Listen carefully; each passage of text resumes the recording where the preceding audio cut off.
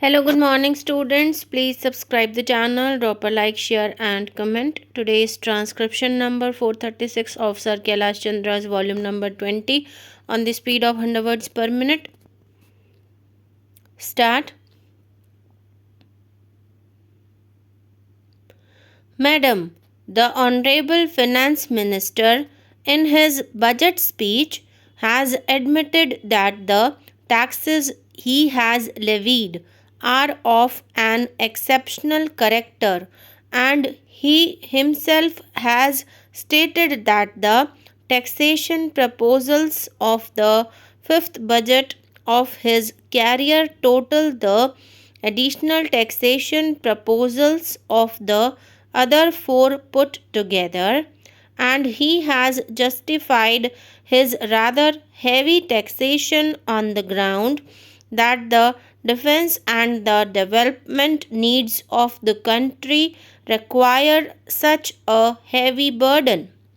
Madam, I entirely agree with the Honorable Finance Minister that exceptional efforts for resources mobilization have to be made in view of the critical situation through which we are passing, and therefore I have no hesitation in supporting the general approach which has guided the bill which is now before this House.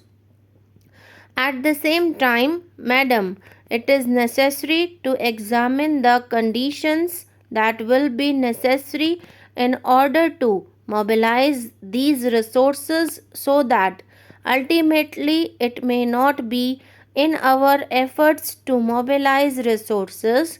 and the generation of additional resources which would be needed in future for our defense and development purposes may become very difficult. It is in this regard that it will be necessary, while considering the proposals contained in this bill, to review the general health of the economy and the impact that these proposals are likely to make on the economic conditions in our country. We were told again and again by the agriculture minister that everything was all right as far as the agricultural sector was concerned, that the food position was very sound, that the other agricultural products were making rapid progress, and that there was no need for any anxiety. It was, therefore, with some shock that the country read about the proceedings of the AICC, which met in New Delhi, wherein this question was pointedly referred to by the planning minister as well as by the Minister of Food and Agriculture. From the discussions that appeared in the newspapers, we found that there was something very seriously wrong with our agricultural sector, and that it was not making that headway which it was expected to make and which it claimed it was making, and therefore, as a result of the stagnation in this sector, the entire economy was stagnating. Some detailed considerations regarding the reasons why our agriculture was not making any progress were also considered according to the reports.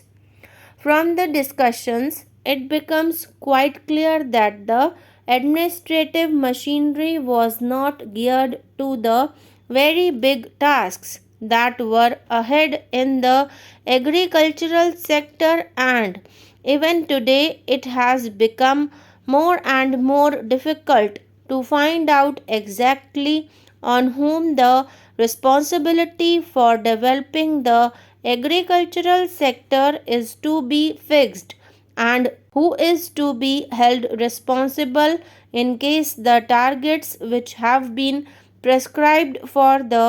agricultural sector are not fulfilled. We had some general discussion regarding what needs to be done in this matter, but so far we have not been given any assurance or any clear picture as to what the government proposes to do in order to put the agricultural sector on a sounder footing. This is all the more regrettable because for the last 4 or 5 years we are continuously hearing of the determination of the government to see that the agricultural sector is put on a sound footing, and also the declaration of the realization on the part of the government and especially of the Prime Minister that so far agricultural sector was a neglected sector of our economy, that it was a mistake, that it was a great lacuna in our planning, and that the government was henceforth determined to see that this sector developed as rapidly as possible. Madam, we want resources. We want resources for our defense. We want resources for our development. And how is the community to find these resources in case the economy is not developed at even the prescribed rate? When the 10th 5-year plan was prepared, obviously the emergency which suddenly overtook this country in October November 2002 was not in their consideration. The targets were fixed mostly in terms of the development of the economy and not so much in terms of defense of the country. After that, this country has suddenly been called upon to assume a further responsibility of finding resources for the defense of the country. Now, if defense were taken out for the time being of our consideration, and if purely the question of development and the needs of development were kept before our eyes, even then the targets that were fixed in the 10th 5-year plan ought to have been realized. And the report on the 10th 5-year plan clearly mentions that even if those targets were realized, if progress was made as prescribed, even then it would be rather onerous on the part of the community to find adequate resources for the development of our economy. Therefore, the development needs require tremendous efforts on the part of the community.